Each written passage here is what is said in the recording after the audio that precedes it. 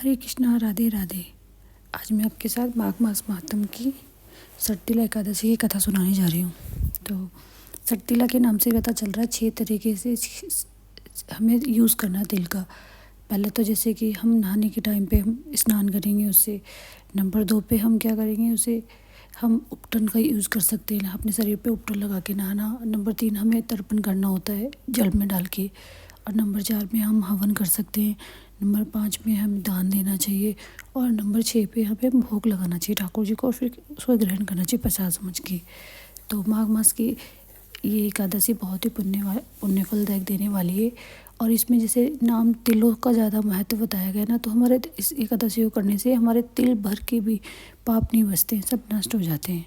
तो इस तरह से नारद जी ने ना ठाकुर जी से पूछते कि माघ मास की एकादशी का महत्व बताइए, किस प्रकार और किसने लोगों को किया है, किस किसने इसने किया है।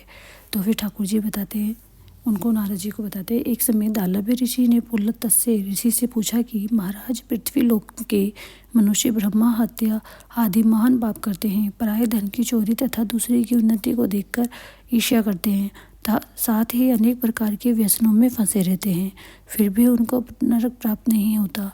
इसका क्या कारण है? वे न जाने कौन सा दान पुण्य करते हैं जिससे उनके पाप नष्ट हो जाते हैं। ये सब कृपा कर आप कहिए। पुलत्स्य से मुनि कहने लगे कि हे महाभाग, आपने मुझसे अत्यंत गंभीर प्रश्न पूछा है। इससे संसार के जीवों का अत्यंत भला होगा। इस भेद को ब्रह्मा, विष्णु, रुद्र तथा इंद्र आदि भी नहीं जानते, परंतु मैं आपको ये गुप्त तत्व अवश्य बताऊंगा। माघ मास के लगते ही मनुष्य को स्नानादि करके शुद्ध रहना चाहिए और इंद्रियों को वश में करके तथा काम, क्रोध, लोभ, मोह, अहंकार, ईर्ष्या और द्वेष आदि का त्याग कर भगवान का स्मरण करना चाहिए। पुष्य नक्षत्र में गोबर, कपास, तिल मिलाकर उनके कंडे बनाने चाहिए। उन कंडों से 108 बार हवन करना चाहिए। और उस दिन मूल नक्षत्र हो तो एकादशी तिथि हो तो उसे अच्छे पुण्य देने वाले नियमों को ग्रहण करें। स्नान आदि नित्य क्रिया से निर्वृत्त होकर सब देवताओं के देव श्री भगवान विष्णु का पूजन कर एकादशी का व्रत धारण करें। रात्रि को जागरण करना चाहिए। उसके दूसरे दिन धूप, दीप, नैवेद्य आदि से भी भगवान का पूजन करके खिचड़ी का भोग लगावे। तत्पश्चात पेठा, नारियल, सीताफल या सुपारी सहित अर्घ्य देकर स्तुति करनी चाहिए कि भगवान, आप दीनों की शरण देने वाले हैं और इस संसार सागर में फंसे हुए हो को उद्धार करने वाले हो। हे पुंडरीकाक्ष, हे विष्णु भावन, हे सुब्रमण्यम, हे पूर्वज, हे जगतपते, आप लक्ष्मी सहित इस तुच्छ को ग्रहण करें और इसके पश्चात जल से भरा हुआ कुंभ घड़ा ब्राह्मण को दान करें तथा ब्राह्मण को शाम, गो और तिल पात्र देना भी उत्तम होता है।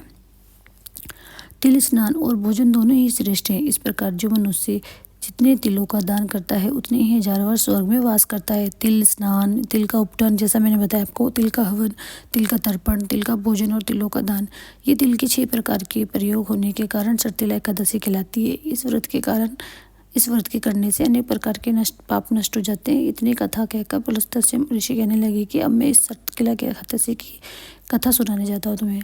तो एक समय नारद जी ने भगवान विष्णु से यही प्रश्न किया था कि भगवान ने जो सट्टिला एकादशी का महत्व नारद जी से कहा, सो मैं तुमसे कहता हूँ। नारद जी कहने लगे कि हे भगवान, सट्टिला एकादशी का क्या पुण्य होता है और इसकी क्या कथा है, सो मुझसे कहिए। भगवान कहने लगे कि हे नारद, मैं तुमसे आंखों देखी सत्य घटना कहता हूँ, तुम ध्यानपूर्वक सुनो। प्राचीन काल में मृत्युलोक में एक ब्राह्मणी रहती थी। वह सदैव व्रत किया करती थी। एक समय वह 1 मास तक व्रत करती रही। उससे उसका शरीर अत्यंत दुर्बल हो गया। यद्यपि वह अत्यंत बुद्धिमान थी, तथापि उसने कभी भी देवताओं या ब्राह्मणों के निमित्त अन्न का दान नहीं किया था। इससे मैंने सोचा कि ब्राह्मणी ने व्रत आदि से अपना शरीर शुद्ध कर लिया है, अब इसको विष्णु लोक तो मिल ही जाएगा, परंतु इसने कभी अन्नदान नहीं किया है, इससे इसकी तृप्ति नहीं होनी कठिन है। ऐसा विचार कर मन में एक भिखारी बनकर मृत्युलोक में उस ब्राह्मणी के पास गए और उसे भिक्षा मांगी। तो वे ब्राह्मणी बोली कि महाराज, आप यहाँ किस लिए आए हैं? मैंने कहा कि मुझे भिक्षा दे दो। इस पर उसने एक मिट्टी का ढेला मेरे भिक्षा पात्र में डाल दिया और मैं उसे लेकर स्वर्ग लौट आया। कुछ समय पश्चात वे ब्राह्मणी भी शरीर त्याग कर स्वर्ग में आ गई। उस ब्राह्मणी को मिट्टी का दान करने से स्वर्ग में सुंदर महल मिला, जो परंतु उसने अपने घर को अनादि सब सामग्री से शून्य पाया। घबराकर वे मेरे पास आई और कहने लगी कि भगवान, मैंने अनेक व्रत आदि से आपकी पूजा की है, परंतु मेरा घर अनादि सब वस्तुओं से शून्य है। इसका क्या कारण है? मैंने कहा कि पहले तुम अपने घर जाओ। जब देव स्त्रियाँ तुम्हें देखने के लिए आएंगी तो उसने पहले शर्तिला एकादशी का पुण्य और विधि सुन लेना, तब द्वार खोलना। जब मेरे ऐसे वचन सुनकर वह अपने घर गई, तब देव स्त्रियाँ आई और द्वार खोलने के लिए कहा तो ब्राह्मणी बोली कि आप मुझसे देखने के लिए आई हैं तो शर्तिला एकादशी का महात्म कहिए। उनमें से एक देव स्त्री कहने लगी कि मैं कहती हूँ। जब ब्राह्मणी ने शर्तिला एकादशी का महात्म सुना तो फिर उसने द्वार खोला। देवंगनाओं ने उसको देखा कि ना तो वे गांधर्वी और ना ही आसुरी, वरन पहले जैसी मानुषी है। तब ब्राह्मणी ने भी उनके कथन अनुसार शर्तिला एकादशी का व्रत किया। इसके प्रभाव से वो सुंदर और रूपवती हो गई और इसका घर अनादि समस्त सामग्रियों से युक्त हो गया। अतः मनुष्य को मूर्खता त्याग कर शर्तिला एकादशी का व्रत और लोभ न करके तिल आदि का दान करना चाहिए। इससे दुर्भाग्य, दरिद्रता तथा अनेक कष्ट को दूर होकर उसको मोक्ष की प्राप्ति होती है।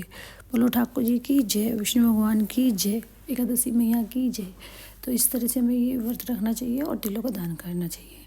हरे कृष्णा, राधे राधे।